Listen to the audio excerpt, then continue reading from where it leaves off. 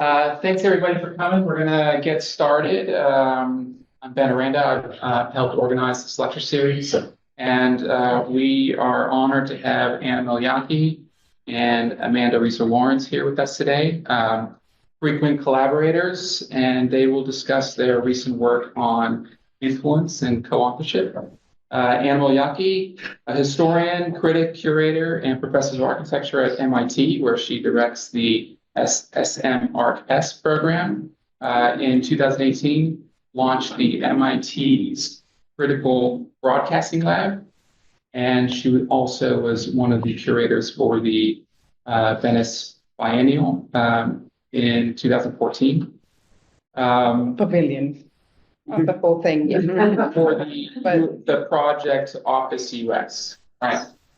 Thank you for that. Also, we have with us Amanda Reeser Lawrence, professor at the School of Architecture at Northeastern University, where she serves as the associate director and undergraduate coordinator, founding co-editor of the architectural journal Praxis, and her books include The Architecture of Influence, The Myth of Originality in the 20th Century, and Terms of Appropriation, done with Ann Miljački, and James Sterling, Revisionary Modernist, which was awarded. Oh, I'm sorry. I was like, it would be so excited to whatever won an award. The Architecture of Influence was selected as the book launch architecture book of the year 2024. We are really delighted to have you here and look forward to this conversation. Thank you for having me here. Well, hello, everyone. Thank you for coming out. We know there's a debate tonight. Just check. Maybe we don't overlap with it too much. We wanted to thank Haley and Ben for having us here. And I think Nora, but maybe not. Yeah, Nora, she just can make us. Oh, okay. We also thank Nora for being willing to help us talk. So we titled our talk on collaboration, and this comes from the fact that collaboration has been a key concept in these recent publications, but it really prompted us actually to think about collaboration, our collaboration over the years as informing our recent work. And it turns out that actually much of our collaboration has been on the topic of collaboration. So as you can see, this timeline actually covers the last 20 years or so. It starts with, well, the Columbia years, sorry, didn't quite make it on this timeline, but we have some old Columbia friends here. But it starts with we first met, we were in the same doctoral program, PhD program at Harvard. And you can see our little kind of trajectories moving through. As Praxis we founded in 1999, Ashley Schaefer and I, and there was key moments where Oana kind of, her little dot, her little line sort of intersects with Praxis. You see there. Not only as an editor, but also really as more than that, as a kind of critical voice, helping us shape a couple issues there, and then also coming back and co-editing issue 14. And the shape of each issue was formed around, and this was really a collaborative project, and I think that's important in the conversation we're having tonight, really drawing on all of our shared observations, all of the editors about the state of architecture and our particular interests at the time. And then another project that's also a little bit like Praxis served as a platform for producing this course, because we want to differentiate those two types of projects from the projects in which we were talking about authorship, copying, etc., was the OfficeUS project that Ben mentioned, in which Praxis participated as a collaborator on the catalog that we produced, one of the 3 books that we produced for OfficeUS. But if you look at this diagram, this middle line is where we start to overlap with projects that we have both participated in or worked on directly together. Then maybe around the same time that we started working on or were working on OfficeUS, there's a series of projects that for me emerged out of really the kind of urgencies that I found in studio, in the trenches, dealing with the kind of increased and ever-increasing speed at which architectural ideas were traveling through the studio, but also in general through discourse. And so I had a few pedagogical projects like from Model to Mashup, which was a studio that was dealing with really how we think of mashing up or precedent in some way, with the old word might be for it. And that's why it's included here a little bit differently.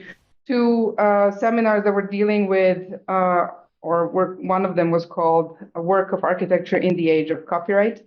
And out of it came both a symposium and a book that covered that symposium. And Amanda, if you follow her line, participated in those events. The key for the symposium was kind of an invitation to both young architects and historians at the time to think about the way in which questions of authorship, originality, copy, or precedent might be relevant in their own work, and to use a term to start speaking about their work under the umbrella of that term. We were hoping, and at this time we're talking a lot about what it would mean to have a more diversified vocabulary for, or at least a vocabulary for, the way that we describe collaboration with past and with colleagues. Mm-hmm. And I would say around that same time, I was really thinking through some of these issues, also teaching for both of us. I think the classroom is a really important place to work through a lot of these questions, teaching some classes, actually broad interdisciplinary undergrad classes on like questions of how do we create the new from the old, looking at not just architecture, but various arts. And at the same time, I was also sort of revising my doctoral dissertation, which was on the work of James Stirling, not an award-winning book, by the way. But for me, Stirling actually was, the vehicle of Stirling was really just a way to think through these questions around, revisioning. As you can see the subtitle, well, you can't, and it's a very blurry image, but Revisionary Modernists is the subtitle of the book. So he was really just, that work was a way for me to kind of think through these concepts around kind of how questions of precedent, influence, etc. I'm sorry. And then so in all of this, well, this is when the kind of the culmination, when a lot of this thinking kind of came together. We actually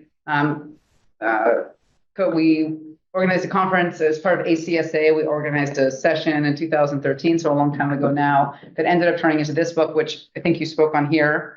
Yes, my last time at Cooper was to talk about terms of appropriation. So we just want to flag that as a kind of key moment. But the point of tonight is actually because we both have these recent publications, and so we just gave a little bit of an archaeology of the kind of our own kind of route to get here. And the way we want to structure the rest of the talk is that I'm going to take a few minutes to talk about this recent book that I just published, and then Anna's going to take a few minutes to talk about her recent publication, and then we hope at the end we can kind of come together and talk about some of the shared ideas. So, replicas, copies, compilations, generalizations, revivals, emulations, self-repetitions. These 7 terms serve as the organizing framework for my recent book, The Architecture of Influence. This is, in fact, the table of contents. And each of these terms is investigated as a type of architectural revisioning through which the past is defined, recalled, subsequently revised within later works. Like I said, each is the basis of a chapter, and the way I structure it is that I explore that through close readings of multiple 20th century American architectural works with the aim of generating a broader understanding of each of the terms and kind of questions of possible instrumentalizations. And I would say that despite the apparent similarities, each is loosely defined as some version of a kind of architectural unoriginality. The aim really was to differentiate them. I think this project of language, of vocabulary that we've been thinking about for a long time really underlay a lot of this work. Each then is defined as an act of influence, a way of operating on or manipulating or remaking or rearranging the past to some degree. So I want to take you just briefly through them. This is the kind of skimming version of the book. And then Anna's going to kind of dive in. And like I said, I use a series of 20th century examples, each of which, not unlike the Stirling, was really just a vehicle through which I could explore a series of concepts. So the aim of an architecture replica is to recreate the source as accurately as possible. And I think for me, what's interesting about replicas is although as such they would seem to offer nothing new, replicas are inevitably unique creations in their own rights, altering also the understanding of that to which they reply. So they're unoriginal, but they're also designed. At the National Parthenon, for example, these early 20th century architects generated an approximation of the original in Athens, even as they imagined how it might look using historical drawings, plaster casts, select evidence from the ruined original. But their project was also highly conjectural, substituting concrete for the original marble. They even had live models posed for the missing pieces of the pediment sculpture. Or even when the original structure remains intact, in this case, just a few miles away, replicas deviate from and inevitably reinterpret the source to which they refer. Such was the case with Todd Williams' Billy Sands Barnes Foundation in Philadelphia, where the exterior facade is replicated and abstracted on the interior. And within the galleries, there are replicas. Here we see the moldings are simplified, heating vents removed. So in other words, in both of these, in both the Nashville Parthenon and the Barnes Foundation, the act of replication is this relationship with the original that I want to establish, right? It both establishes the significance of the original, but also creates a new original, which is kind of in conversation with the first work. And this is not, I want to be clear, it's not to reverse the traditional binary, right? My intent is not to assert that the replica somehow surpasses the original in significance, but really rather to insist on the relationship between those two, and more precisely, the repositioning of one through the other. Like a replica, a copy is a form of duplication, but unlike a replica, which I see as a kind of one-to-one recreation that folds back onto the original, a copy creates multiplicity. So copies, in other words, are not recreations, but iterations. The copy is to make something again. Consider the Glass House from 1950, which is a copy, though completed before the Farnsworth House of 1951. And the formal similarities between the two buildings are seemingly self-evident as they are, inarguable: flat roof, rectangular volume, express steel structure, open plan, solid core, and of course the skin of continuous glass.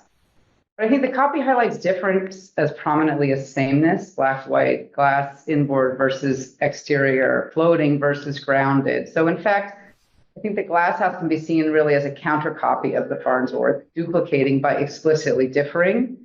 And the countercopy serves to simultaneously critique and affirm, to expose the logics of something while at the same time opposing them.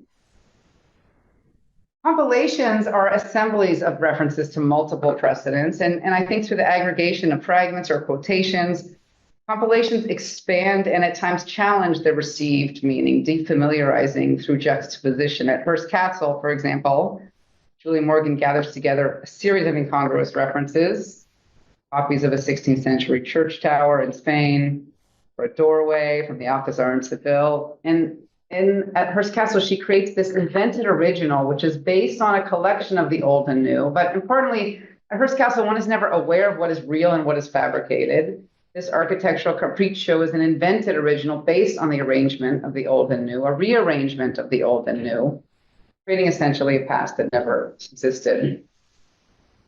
Charles Moore's Piazza d'Italia from the late 1970s is also a compilation. In this case, the multiplicity and disjunction of the individual sources gathered together are highlighted rather than suppressed. Neon lights and metallic orders, column shafts, and replaced with Moore's own face as a spouting gargoyle, a kind of cacophony of irreverent classical references. Moore's mixing is not one of styles or of the invented with the authentic, which we saw at Hearst Castle, but instead of the kind of classical style with itself, this transgression of material logics and inappropriate usages.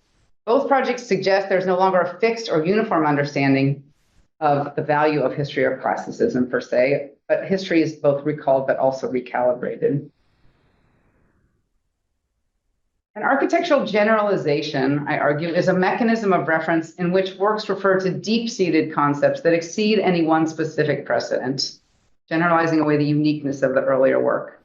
The Trenton Bathhouse by Kahn and Ting can be seen in relationship to the pyramids of Egypt, and we see Kahn's sketches of the pyramids on the right here, but the project does not refer to any one pyramid in Giza or elsewhere, but rather to the idea of the pyramid, to an idea that precedes any one example.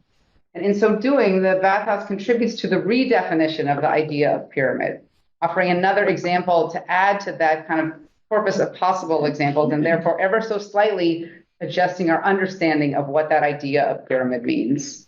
Similarly, Venturi's house projects from the 50s and 60s don't refer to any one precedent, any particular house, but rather to a generalized idea, in this case, the ordinary detached single-family American house.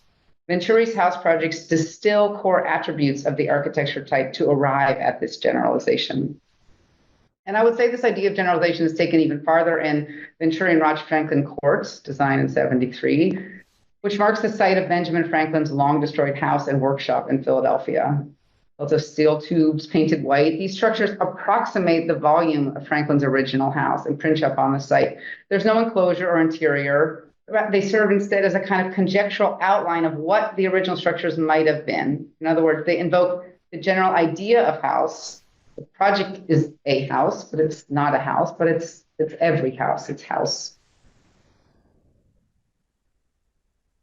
An architecture revival is a rebirth of some version of the past, which is distant or at least distinct from the present. And revivals don't point to any specific source or precedent, or even to a kind of this typological notion, but rather they resurrect in totality an agreed upon idea or set formal standard. So we can see the Neo-Corbusian work of the Five as one type of revival, an isolation of a set of principles from the white cubic villas of the 20s, defined as Neo-Corbusian and through this subsequent revival. Or the work of Porphyrius at Princeton, a different historical constant as the reference, but the revivalist operation is the same. In both cases, that which is reborn has to be understood not only as past, but as complete. Both the Corbusian modernism and the Neo-Collegiate Gothic are recollected as a kind of shorthand.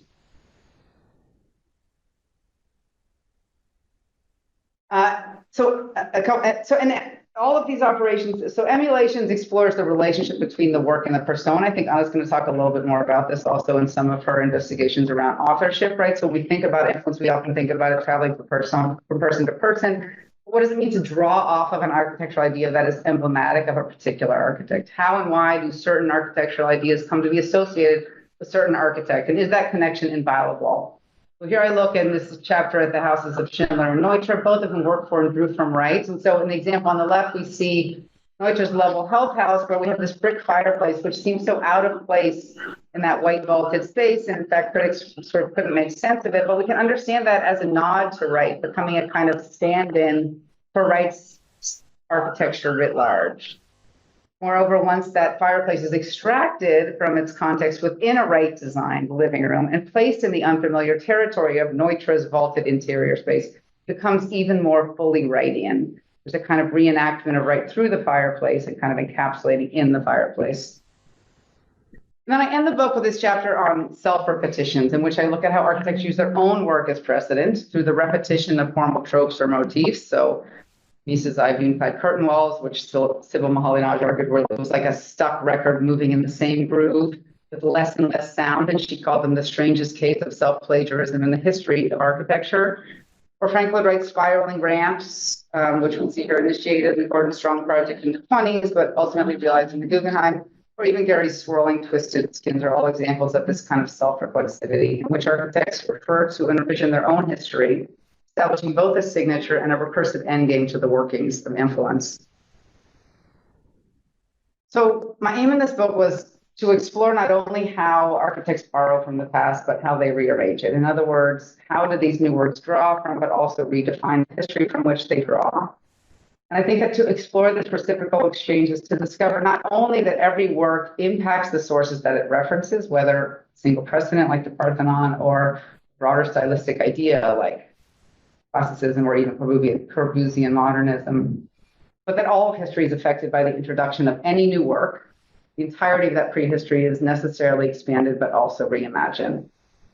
So to conclude then, and maybe to hand it off to Oana, I think for me, this exploration of these set of ideas also offers maybe a kind of provocation for how we think about their implementation as we talk about things like replicating, copying, compiling, generalizing, reviving, emulating, repeating, right? If these are inevitabilities, but also might they also serve potentially as kind of tools for inventive. Mm-hmm. So, yeah. You want to say more? No. I'm going to actually move this so that I can see it better, because that's now questionable activity. So Thank you, Amanda. I'm going to start building on maybe the end of that a little bit, but I wanted to get back to our timeline for a second and say that these last couple of things that I have, or a couple of pieces or directions that I've been working on, are of course related to the questions of copyright, originality, and those questions that for me emanated from really dealing with contemporary modes of practice. But I also was working on the way in which architects operate under socialism, and there's a lot of things that refract through that framework, the kind of politics of collective authorship that allow me then to think about some of the contemporary sort of questions. And in the recent polemical work with Ann Lui in the log that we co-edited, we offered that perhaps our architectural discipline would benefit from reconceptualizing all authorship as co-authorship, and that I'll get back there, hopefully, in some way that's coherent. But for this conversation, I wanted to dramatize for us aspects of the Kunsthal copyright trial on which I wrote for Grade Room 90, and that I continue to work on in different modalities. And if I can tell you later what those are. But I signed off on being able to show this or allowing the Cooper to show this lecture, so I cannot actually have all the images that I would love to show you and that I cannot also print very often, or I cannot print them. So, but some of the work will dramatize or help illustrate it. So recounting the history of this case points to the apparent misalignment between the realities of architectural practice and the persistent colloquial as well as juridical understanding of author as an individual who is solely responsible and therefore exclusively deserving of credit for the production of a unique work. So in order to really make any claims about the trial, I have to give you some of the timeline of it. And so on November 1st in 1992, the new temporary art exhibition hall, the Kunsthal in Rotterdam, opened its doors to the public. And there are many things to be said about this building, and that I say elsewhere and others say elsewhere, but all was good for this talk. Then in 1996, a former temporary employee of OMA London and a former student at the AA, Gareth Pierce, filed copyright infringement complaints against Rem Koolhaas, OMA, Overijp, and the city of Rotterdam with the Royal Courts of Justice in London for an alleged direct copying of his thesis drawings for the production of the Kunsthal.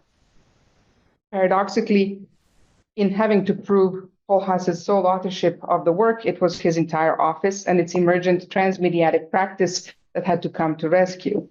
On the other hand, though both Koolhaas and OMA were on trial as separate entities, the courtroom dialogue centered almost entirely around Koolhaas's own abilities, assuming that problematic coherence between the work and the self. Furthermore, OMA's and Koolhaas's preparation for the defense involved research in the office that was not directed at the production of an architectural object. Complicating the definitions of both author and work, the presentation of this novel kind of design, research, in the unfamiliar but peculiarly public arena of the courtroom was itself an occasion for invention. A number of different media made appearance in the courtroom, drawings, models, various types of architectural conventions, but all of them as evidence alongside the curious voices of expert witnesses and for the sake of legal judgment. So in this particular case, in this event, those two types of judgment come into a kind of a collision, the architectural judgment and the juridical judgment. The chronology of events, as officially told by Pierce in his role as a plaintiff, starts with him finishing his diploma work at the AA. The project was for a town hall in Docklands, done under the advising of Alex Wall, who was at the time an architect in at OMA London. And then at his invitation, at Wall's invitation, Pierce joined OMA London office to build a model for the Checkpoint Charlie project in Berlin. The agreed upon 6 weeks of model building turned into 12, and Pierce was eventually let go after being paid by Matthias Sarbrek, also at the OMA London, for his work on the model, which had to be rebuilt for the client in the end. So he says, very early during those 12 weeks, and upon Alex Wall's request, he brought his drawings, his Docklands drawings, to the office. And then when he picked them up some 6 days later, they showed evidence of sort of being rough-handled, and they were re-rolled tightly. Then, seeing the Kunsthal in the final stages of construction in 1992 and remembering the state of his drawings led him to believe that they had been copied, quote, by him, namely by die-line copying, photocopying, simple tracing, or possibly electronic scanning. And he proposed that then copied plans were providing a basis for a cutting and pasting operation in which modifications could be made by moving features or elements of his plan around. So it's important that in the UK context, with the Royal Courts of Justice, the system would support his legal costs for as long as it seemed like he had a case. Then also in the UK law, it doesn't restrict the development of architectural ideas and concepts, but it does prevent the copying of plans in the way in which Pierce was claiming it. A perfect replica is not necessary to prove infringement in this context. You just have to kind of have an average layman see similarity. So in this context, the kind of claim of 2D copying could play out. And then the Docklands drawings included plans and sections as well as axonometric drawings, and this is the one that you're seeing. And to the contemporary eye, I would suggest nothing stands out about the project, which is a combination of two late modernist boxes, one vertical, one horizontal. And although the quality of the project would come up in the trial, in front of law, it was actually irrelevant. Then in November of '95, Pierce asked an expert witness to compare the drawings in detail, and shortly after he began making statements to the press about the case, and he served his second writ statement in '96. So a few legal steps followed. The defendant's lawyers requested particulars of similarity, which is how that claim of infringement would be made specific. The defenses were written and served, and Pierce's particulars of similarity were finally ready in January of '97. He eventually claimed, or his claim included 52 particulars of similarity, all of which were based on the proposal of graphic copying of drawings or parts of drawings, which are, as I said, in British law, understood and protected as works of art by the 1988 Copyright Designs and Patents Act. This image is one of the images that OMA produced, trying to understand what those 52 particulars of similarity were, trying to categorize them to begin sort of wrapping their head around how to mount a defense. Rem Koolhaas's response to these 52 particulars of similarity, I mean, there are lots of really interesting things in the trial transcript, but his first affidavit included, in one of the paragraphs, a description of the time that he too had studied at the AA from '68 to '72, and then the time he taught alongside Elias Zengelis between '76 and '79. And his students at this time included Zaha Hadid, Stefano De Martino, Alex Wall, all of whom subsequently taught the plaintiff, Pierce. And he says, inevitably, the principles of the School of Architecture in which I was working and teaching would be passed on to my students, and in turn to their students.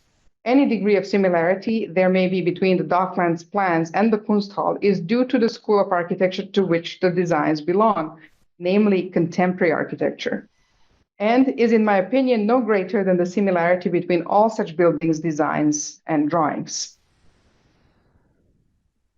Following the hearing of motion, which took place shortly after this affidavit, the first judge on the case dismissed it on the grounds that the claims were too far-fetched, that there was no sufficient similarity between the projects. But this was followed by an appeal, a request to include graphic information that the plaintiff had produced, as well as new expert witness accounts of the material. And that was granted, thereby overturning the first ruling, and the full trial began in October of 2001. Among the proceedings of that first day of trial on October 1st, which began with the examination of Gareth Peels, here are two exchanges that for me are interesting to consider in the context of maybe our conversation. They are instructive about the way in which the plaintiff thinks about the work and authorship in relation to it.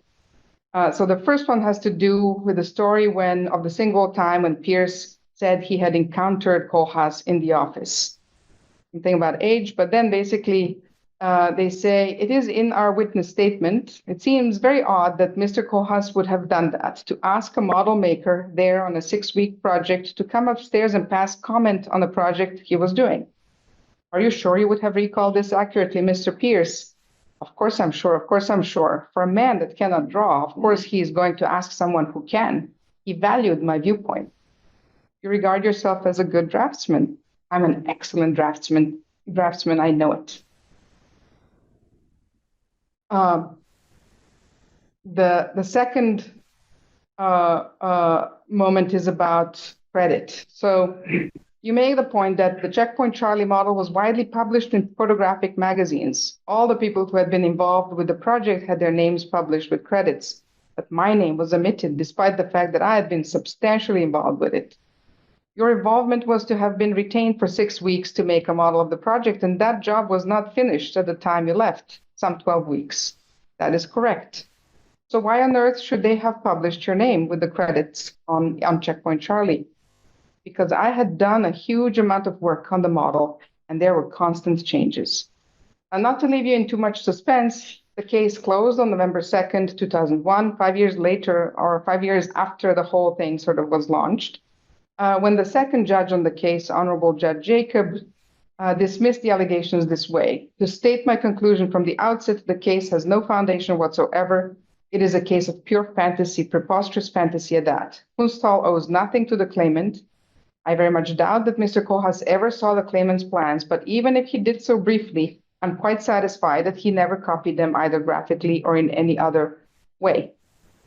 Now, in order to argue his case in front of Judge Lloyd, already in '97, Gareth Pearce produced a portfolio of acetate transparencies with 2D geometric shapes rendered in pink, which allowed the plans of the two buildings to be superimposed on each other. And I can't show you those, but they are included in a way or aspects of that are included in the OMA defense. In their counterargument, OMA also engaged in graphic play. So their preparation, first of all, they said the three shapes that are being discussed in Gareth Pearce's claim are not the Kunsthal. Kunsthal is two ramps that intersect in space and produce a spatial spiral. This is, if you remember or ever look at the way the Kunsthal is described, this is how OMA and REM have described it. But basically, OMA's preparation for the defense included a series of tests against this shape argument based on showing that shapes indeed can be found in a plan if one looks for them. So to illustrate how this might work, the OMA team marked up both projects by adding the implied lines, all of them that were possible, that could form a grid. And then they would show that indeed you could find square and rectangle in many ways in both of these projects. On the stand and in his affidavit, Koolhaas disputed the graphic method, Pearce's graphic method. He rejected both the arbitrary line found to bound the square in the Kunsthal and the reading of the three-dimensional space captured by the Kunsthal ramps as a mere triangle. But still, by following the logic of superimposition that was at the basis of Pearce's allegations, the grid method developed here disputed the acetate portfolio's forensic value and pointed out the arbitrariness of shapes as found and called out. Now, Pearce had to prove several material facts. First, that OMA or Koolhaas had access to his drawings, and that is what he does in his narrative. Then that there was indeed similarity between these two projects, which his acetate portfolio ventures to do. And then that there was some logical reason why Koolhaas would go through this trouble. And it is in this realm, examining the possible motivations for copying that the plaintiff and his team reached for different forms of architectural judgment. The expert witness for the plaintiff, architect Michael Wilkie, offered one interpretation. In his reading of the documents that had been supplied by OMA as evidence of independent design development for the Kunsthal, the moves simply did not add up. He thought that OMA's design development seemed full of cul-de-sacs, whereas the plaintiff's thesis sketches, in contrast, stood the test of coherence and development. So in this story, OMA is seen as isomorphic with the persona and the author. Rem Koolhaas needed to rely on Peirce's student project because presumably its own design development steps were not linear or compelling enough and simply could not lead to the design of the Kunsthal. So drawing as a process was essential to the plaintiff's argument, and therefore Peirce's team suggested again that Koolhaas would not draw. This is a cross-examination of Rem Koolhaas. Would it be fair to say, it is obvious, that all the drawings pretty much were done by Mr. Hoshino or someone else? You did not make a drawing contribution to this case. And I also like the slippage that it's not building, but case. No, that is not fair to say. I would sketch as we were talking together with Mr. Hoshino, and also I would regularly work in London reviewing the project and recording some of my ideas in sketch form. We do not have these documents.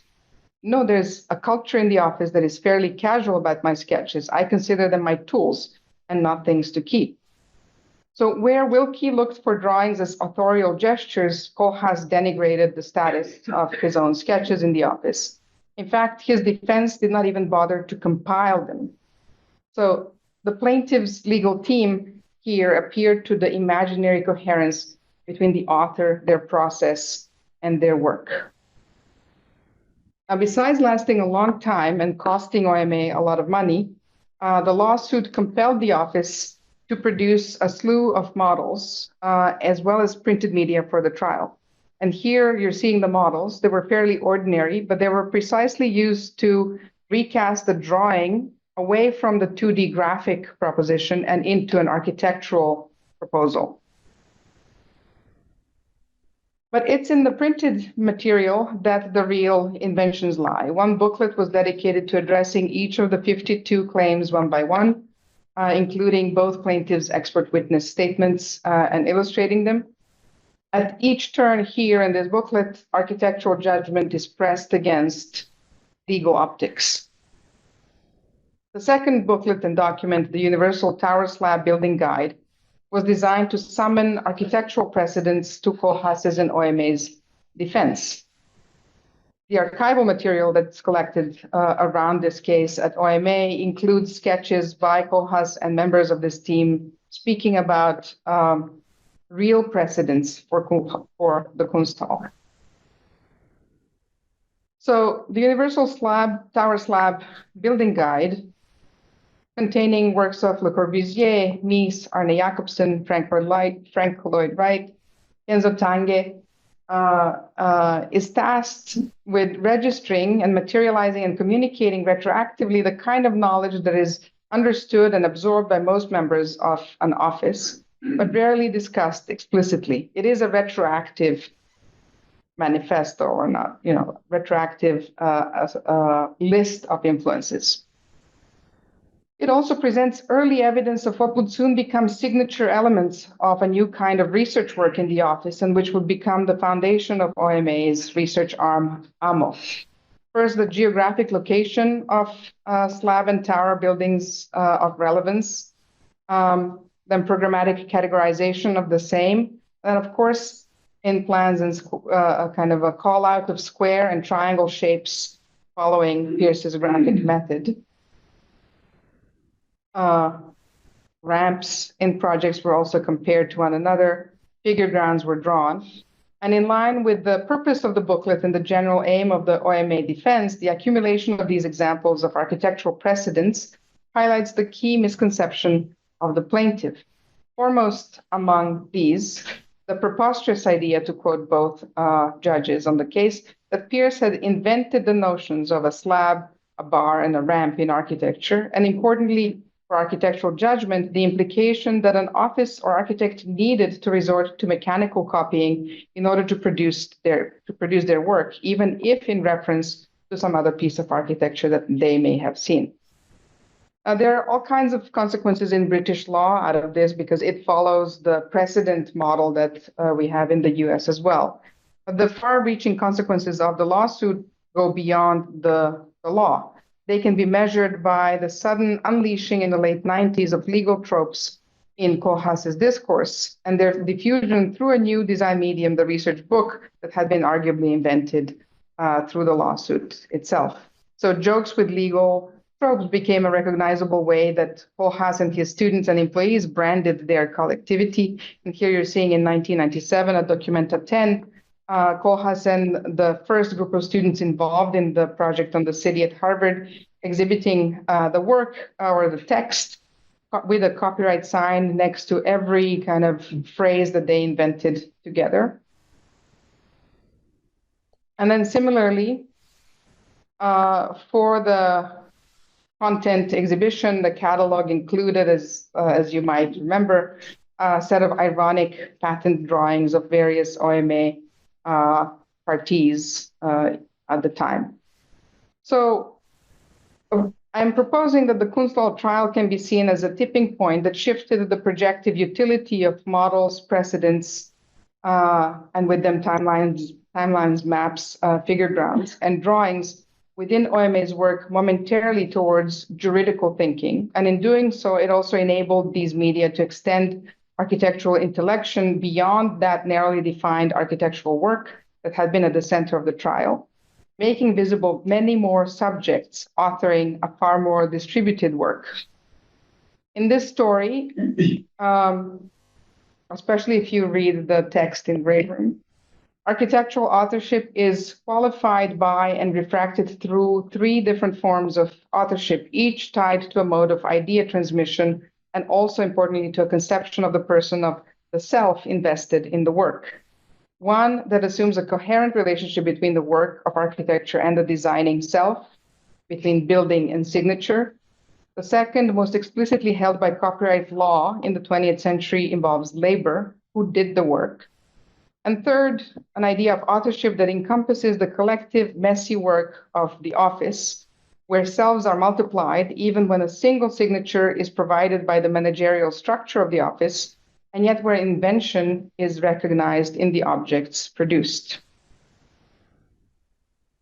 So this kind of thinking about legal dimension of authorship in architecture is part of one of the systems that we suggested, that Ann Lui and I suggested, are holding us back in thinking about authorship in more expansive and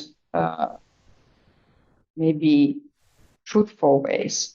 So as I said, we offered in log 54 that we could rethink architectural authorship as always as a form of co-authorship, and therefore also all authorship as a form of collaboration with the existing, with dead authors, with materials that have traveled long and often from afar, with critters, with each other, with other versions of ourselves, developers, historians, etc. So in the introduction to this issue, we talk about the systems that ensure that the figure of the author persists colloquially, and through various systems, we hold it up. And even as much ground that we gain in rethinking it, we lose immediately in some other direction. How are we doing?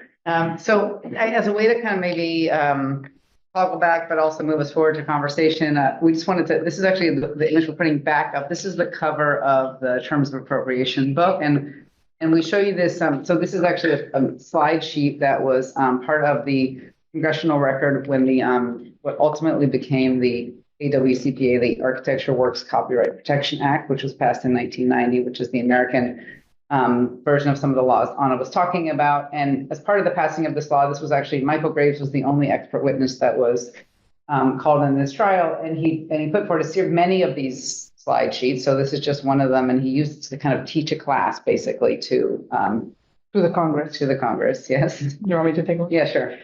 And so, one of the things that he will propose, of course, in this moment in 1990, Michael Graves is a representative of very particular kind of conversation on postmodernism in architecture. In fact, we can talk about where postmodernism fits in our, or responses to it fit in our timeline. But he was interested in suggesting that architecture takes care of culture and mythology through signification. And this is why you're seeing some of these slides. And the key thing in the American copyright law is the need to be able to differentiate between utility and expression in order to be able to copyright something. So it's very hard to copyright things that are also useful, which if you imagine law as generative is really problematic, but that's not how law is meant in this context. It comes into arbiter, not to generate architecture. And maybe that's a good point to stop, yes, and open it up for questions. We intended this as a conversation. I think one of the things we also were happy to talk a bit more to each other as we move into this. And we were worried what Nora would ask us. Yeah. Anyway, so that's, I think we'll stop there. Yeah. Oh, look at that hand shot right up in the back. Yes. Yes. Thank you so much for the talk. Do you think that perhaps Koolhaas is not so much indebted to peers for that specific project, but for actually his office's understanding of operations and architecture and architectural elements, and for the study that came forth through making up the defense in case? If I understand you correctly, let me try to answer it, and then you tell me if I understood the question correctly. But I am proposing in this article and in my sort of treatment of this material that trial was productive for the office, right? That there are certain things that the office learned and externalized in the process of having to deal with the trial. Right. No, that was my question. But in that sense, that is what they are indebted to. That they should say thank you to peers for it. Yes. That is what peers file and force for the entire conceptual basis of. I think that would be a stretch, but they could footnote him. Or ask for some of the 400,000 euros back. The trial cost the office a lot of money, not peers. That's also important in this. That made it famous and not peers. But maybe who? Made famous. And well, the trial, everyone wanted this trial gone and forgotten, right? So it blew up a little bit in London and in Holland for a moment. But it's, I think, only possible to actually discuss it now that the kind of the toxic fumes of it have settled a little bit. And yes, I think we should consider the possibility that their defense was co-authored with peers, if that's what you'd like. Yes. Yes. One of the things that we were talking about or thinking about when we were making this diagram is that, when we started thinking about some of these topics, this was the kind of end of, or postmodernism had been argued off the table. It was no longer possible to think about or talk about how one is in conversation with other works. Also, there was technologically kind of a revival of social media, and the way in which our students and we were ingesting architecture became really, the speed of that and the volume of that transformed by magnitudes in the noughts, in the early 2000s and mid 2000s. Now, I think that there is a kind of pressure of AI that's pushing on all of this kind of thinking, both in legal terms and also actually, in the production of architecture and all kinds of aesthetic products. Yes. the degree to which the kind of questions that we're asking, or the nature of this type of work, especially in my case, that's a sort of taxonomic project, that's the work of the historian, like to what degree within that, is there any kind of suggestion of possibility for introducing some friction to get some of those questions right? And I think it's also, we're saying that, I think certainly that kind of 2013, 14 also, when we started really working on this, that was, I think for both of us, there seemed to be, two of the other data points that we both, I think at the time registered were one, if you remember, there was a lot of sort of copycat architecture happening there was specifically in relation to Hadid's office, and there was a kind of copycat claim that there was these developers that were building work, and interestingly, the copies were being completed before the quote unquote originals, and so we were sort of trying to make sense of that, and there was also there are also another important legal case in architecture, which actually appears in the conclusions of my book, but this is the Schein versus Schaub, where this was very similar in the sense that it was a single author who saw himself as the kind of as having invented a particular design. In this case, Schein was a child. Schein was a student at Yale and presented his thesis project, which was this kind of twisting tower design. And David Child from SOM was on the jury. And it's a document that he saw it. And there's a quote in the Yale public, like, great job, good project. Fast forward a few years, and then the design for the Freedom Tower is unveiled with David Child as lead architect. And the student says, hey, that's not unlikely. Hey, that's actually a copy of my design. And so a court case ensues in this case as well.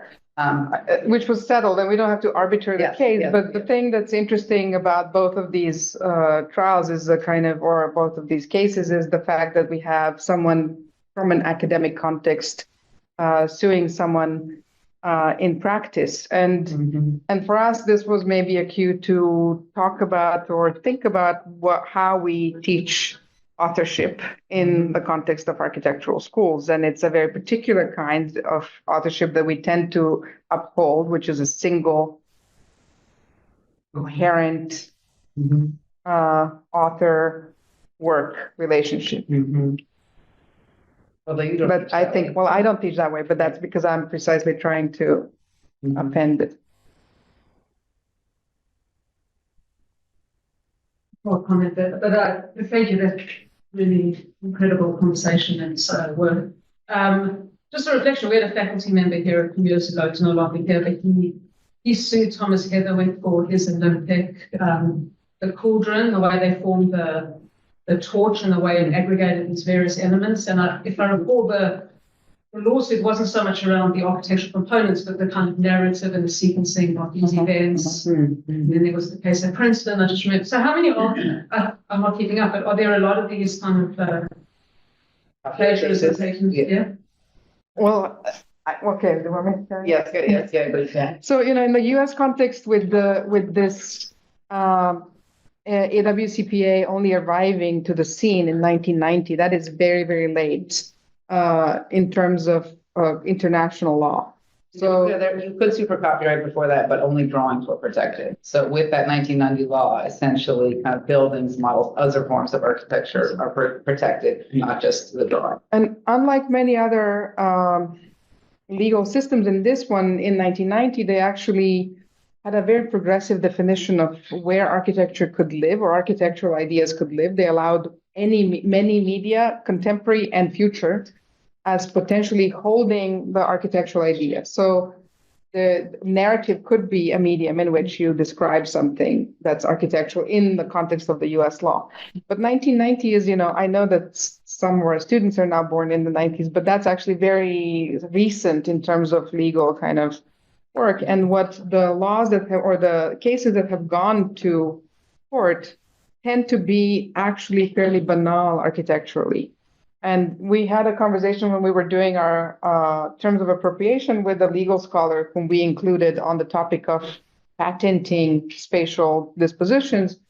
But he was talking about how curious it is to lawyers that there are no more cases. And why is it? And to me, this is like, the discipline collapses if we begin arbitrating where idea exactly came from, who thought of it first. So, and we know that we all ingest this material in order to produce. So I think this is a kind of an internal protection of the discipline. Mm. But the cases that come up are like Yankee Candle Store interior, or the federal office. Or post office, a lot of federal buildings. And I think the question of like disciplinary versus lay language and legal language, of course, we have so much of kind of legal language already, embedded in the way we think about architecture and juries, et cetera. But also the kind of question of legal fees, like you have to actually be able to take that on in order to. Yeah, but I think what's also important, it's a good question, and we're both working on other things around this in terms of what other cases are there, but often it is not this kind of signature building, right? It has to do with the developer that there's, they have a plan of a house that they feel like someone ripped off and made 100,000 copies of or whatever. And they wanted to make 100,000 copies themselves. And there's real money involved in that, right? But I think also this comes back to one of the things that's interesting about the passing of the law in the US context was that there was actually 2 laws that were on up for discussion in the congressional hearings, and what ultimately ended up passing was this, what we call the AWCPA. But there was another law in the books that they were considering, and it was called like the Unique Structures Act. And basically the idea of, we really should just protect like interesting buildings. And the building that is always referenced in the documents is the Frank Lloyd Wright's Guggenheim, right? From a layperson's perspective, that's like a weird, idiosyncratic, cool building. And then the debate went to, well, but if we do that, like, it's going to incentivize every architect to make the weirdest, craziest building they can, because then that's the only way that you can gain copyright, and that's the only way you can pick. Which again, I think it's just so counter to the way that we would think from a disciplinary perspective, right? But that was the kind of, certainly from the eyes of the congressman and the legal world. And some aspects of this are codified in law in those terms. Yeah. There was a case, maybe you know this, where Moshe Safdie was sued by the developer in Chongqing for having copied himself in Singapore. The difference being that there are 3 towers or slabs in Singapore with the bridge crossing it, and there's 5 in the other one. I'm not sure how it was resolved, but I was called on to as an expert witness. As an expert witness. And in a very simple way, I try to describe the difference between typological conventions as being already part of the discourse, so that not even Singapore maybe was that inventive, but the idea that you can replicate and transform these things as part of everyday discussion. So I'm not sure how this was resolved. Is this something you studied? And not me directly, but. No, although the Chongqing is the same location where the Chinese developer there was no legal case brought, but in the kind of popular press, this was all the hype around the replicating the Hadid's project, which interestingly, her response was like, great, that means I'm doing something interesting, right? I better kind of, suggest that I'm on something. And by the way, the work that she was doing was itself a kind of replication of a number of projects, right? So there was no claim in her eyes that there was any sort of signature element that was being violated by these. But I'm interested by how could you serve as an expert witness? I don't know. How this, because this I found because I found you are an expert, but how do you become an expert witness? Because for me in this story, that is a very particular kind of voice in the courtroom, and in the UK they are RIBA certified, and so my sense was that a number of them do that for a living. Right. And that's basically their distance or closeness to law and distance from architecture actually matters in the way in which they read this material. Just in terms of volume of legal cases, is there just a way higher volume today or in the last 2 years than 100 years ago, or what? Because certainly from a generational point of view, my generation was brought up in an environment of history, precedents, transformations. It was celebrated. It was used as a crutch, actually, problematically so. But there was no anxiety of influence. There was a healthy dose of anxiety over inventiveness, because there's still a prize that comes with having done something that surpasses the convention. So I don't know. Well, Amanda's But book that- suggests there's inventiveness in every version of. Yes, but I'm curious, Relating. like, tell me more about that, the anxiety of the invent, I don't understand that last part, like, so. Well, I mean, look, there is, I don't know. I mean, you could say, well, the Guggenheim is just a garage. It happens that there's art in the garage, so really it's very simple. But as we were growing up and as we were all working together, we were all in the same environment.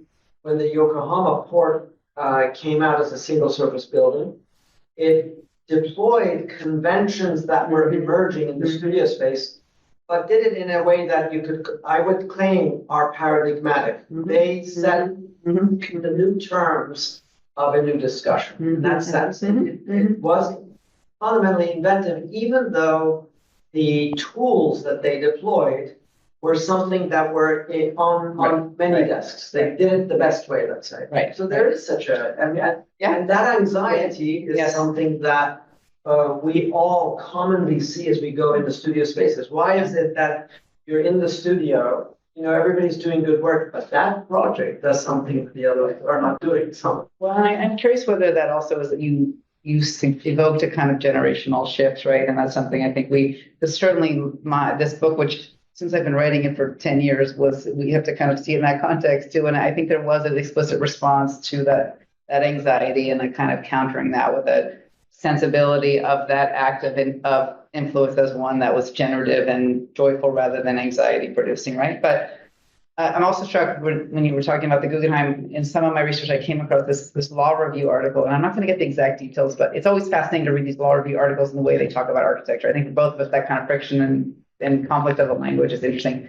But the thesis of the law review article was, as this new law came on books, they said, well, what if the Guggenheim and this earlier Frank Lloyd Wright project, which is also a spiral, if they were designed by a different architect, could that architect sue? Like, in other words, like, could you sue yourself for the work that is the earlier version of your work, right? And they went through all the things, like, is there self-similarity? Like, would a layperson, like, all this legal language around, like, right? But ultimately, it was like, well, no, we think it's different enough that it's not exactly like your earlier work, right? But this is also part of what I think is sort of some of the interest and maybe the confusion around it, right? Is like, then I think we sometimes, because language is so imprecise even, or conceptually, like, what is the intention of that sort of, that comparison, right?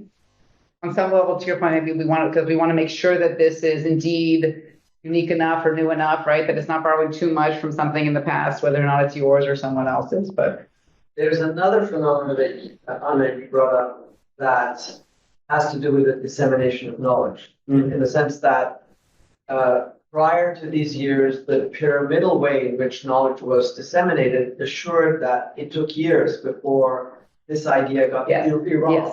Yes. Right now, Iran is building, besides other things that they're doing, they have built many things that Michael Young has drawn and never built.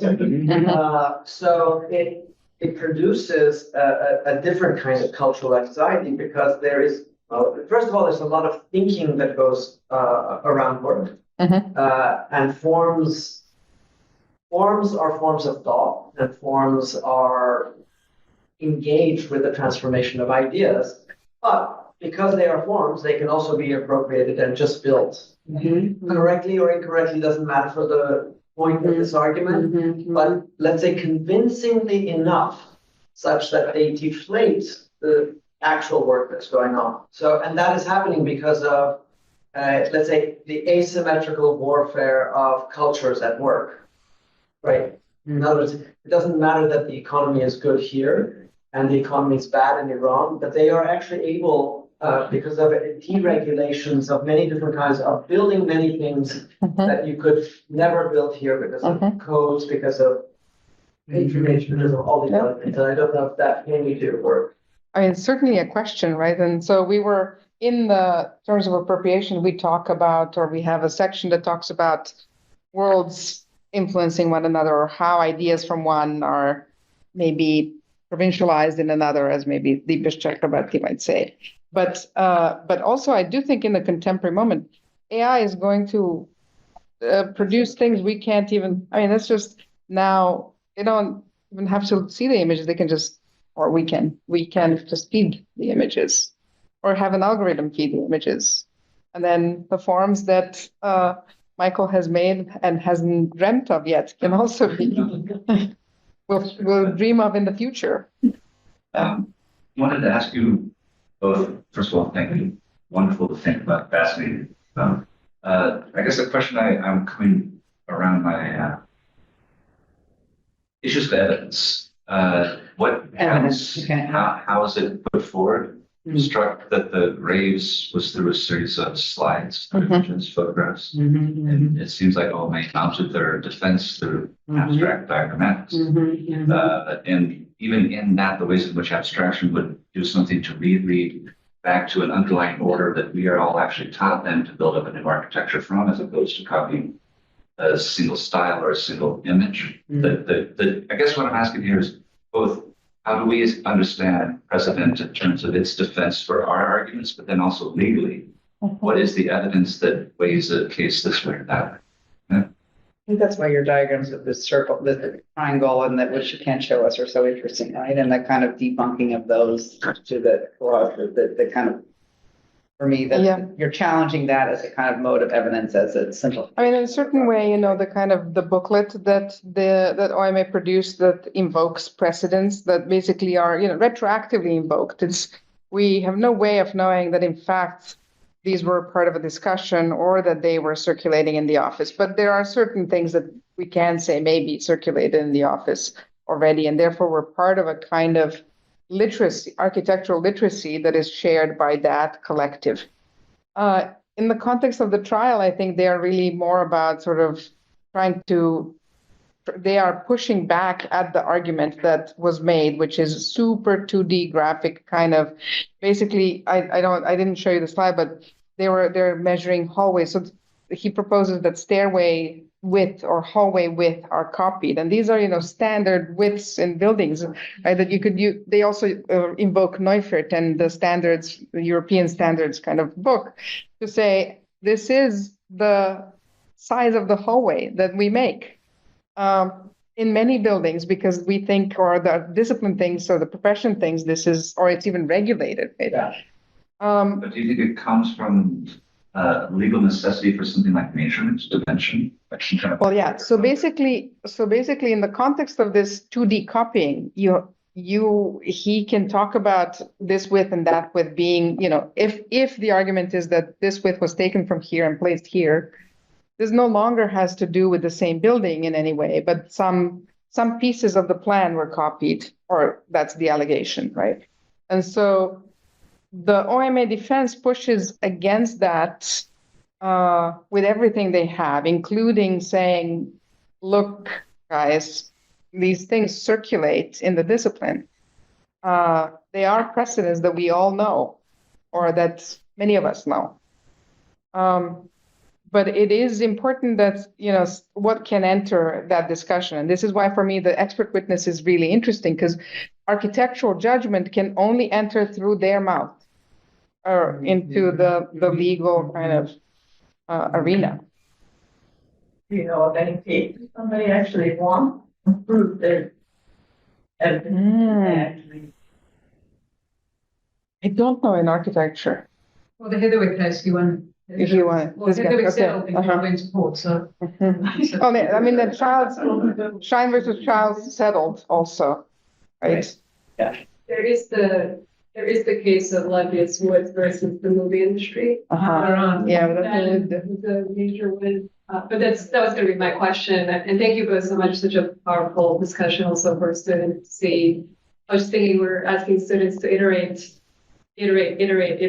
and duplicate and then kind of build off of one another, this idea of typology and type. And there's such a fine line between how you copy and how you transform, which is separate, and how we also teach and how students learn to quote invent. I'm going to be very careful about how I use this terminology. And separately, Levius sued the production team of Paul Monkeys and did quite well. But they literally built a scene off of one of his bedroom drawings. The book that he published, there was 100% evidence, and the book was published, a decade before the movie came out, which made a ton of money, and this a lot of change. I mean, just recently, the photographer, whose name I forget, but the Andy Warhol Foundation was sued for the cover with prints on it that was based on a photograph. And this is the first time that something like this worked in fair use law. So normally the photograph is transformed probably enough for fair use to work, but they also thought about what it was used for, and both photograph and the cover were made to be covers and make money as covers, and therefore that became something relevant. But it's not also architecture, so. But I also I fear that there was not my intention to instill like a new anxiety around the use of certain terminology. Precisely the opposite, in the sense that and I was thinking before when Adair was talking to you that there's many of these terms actually appear in kind of as they are working through the kind of case law around this 1990 law. Things like, for example, like a derivative or a compilation are actually specifically allowable ideas that the court understands because you are making something new. If it's derivative, it's not exactly the same as the first, right? And if you're compiling, even if you had one new thing, like in the eyes of the law, that is like now a new. So, which that kind of punitive sensibility, some of those words, like my hope was actually to make them generative or to think of them. And I think or at least to expose that in the discipline, at least think that those terms are something that form the basis of this question of invention, as opposed to things that we use to litigate. But as you were also talking, I'm like, it'll be fascinating for me to go through every example of my book and see, like, if this person were to sue this person, would they win? I don't know. But I also, I mean, one of the things, especially as I said, in the moment of sort of super fast ingestion of architectural ideas, and now tools that can digest material completely without leaving any trace of a kind of conversation with material. I think having some precision to work with, ways to slow down and to input some friction into those processes of iterating, I think is useful. There's a question from the chat by Alexander Wagner. Oh, hi. So could you consider a possible connection between self-repetitions within the work of one author and repetitions as ways of transmission of knowledge within architectural schools? Are not schools themselves careful or not so careful replications? So can you just repeat the last part about careful? Are not schools themselves careful or not so careful replications? So basically, are school replications of the work? Yes. School replications. What then? Tell me how you know what this question means. Alexandra. I think the question has to do with what the connection between self-repetition and kind of pedagogy somehow? Student repetition. And whether that there's a distinction between the self-repetition that occurs in this sort of iteration. Yes, is that the question? And self-repetition that occurs. Okay. And do I see those as distinct? Is that the question? I think so. Okay. No, that's great. It's a good thing just to talk about generally. I mean, I ended the book with that chapter because for me that was a kind of somehow a kind of end game to this question, right? When the source is no longer external to your work, but becomes a kind of internalized. And I think that maybe is relevant to the way that we teach in school or think about that process of iteration. I think it also maybe is a kind of implicit challenge to the notion of the sort of work as finished or as somehow this kind of author sort of singular work, in the sense that I think that maybe then each of, like, if the work of an architect is always a kind of continuous iteration, right? And yes, there's moments. Now, I think that what's challenging about this is it does, each work that I'm looking at is a kind of constructed, right? So the moment of that forms a very particular stop, right? That's a slow process. That is not a fast ingesting, moving, right? Like, so that there's an automatic friction there. But I guess I see that if it's partly about the kind of question of the way we teach versus the way we I was just thinking about this question in relation to Mircija's question, you hope in the context of an academic or didactic situation that students are driving iteration or self-repetition in particular ways towards particular outcomes. I do think that when you think of a body of work by an author, which, I do want even that author to be a co-author, But then we allow for not fully understanding why the iteration is happening, and therefore the search can happen according to an internal set of criteria that author has. It might even be an exorcism of things that are haunting them, which may also happen to students. But we are asking students to care for the logics by which they do it. Maybe you could speak a little about the difference between how do you identify what are the influences you want to have and what are the influences that you maybe accidentally have.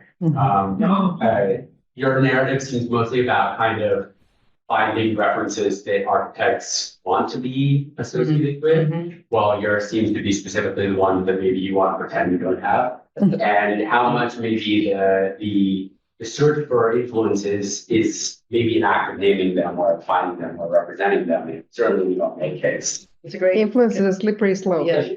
So you go now, take us from that. Important, I think, data point for both of us that's appeared, and I would just mention a couple things. So yes, I think in this appears under the influence, it appears in terms of appropriation, it appears in my book, right? This kind of characterization of influence as this kind of passive sense. It actually has the same etymological root as influenza, like something that literally like came down from the heaven. Happens to you. Sick with, right?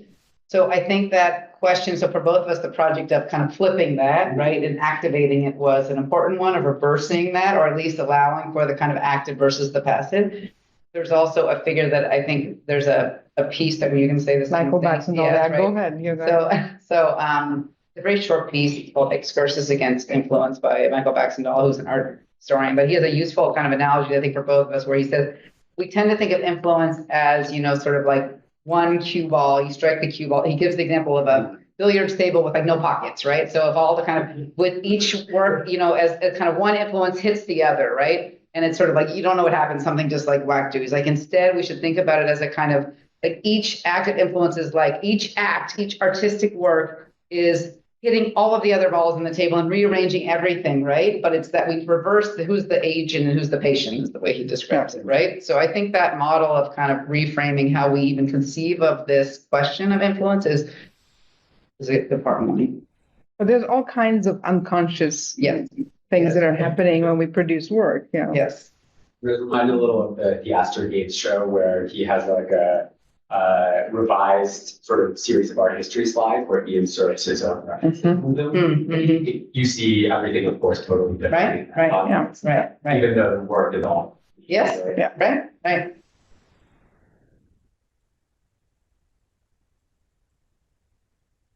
And now we drink. Yeah, exactly. Yes. Under the influence. Yeah, exactly. Thank you all.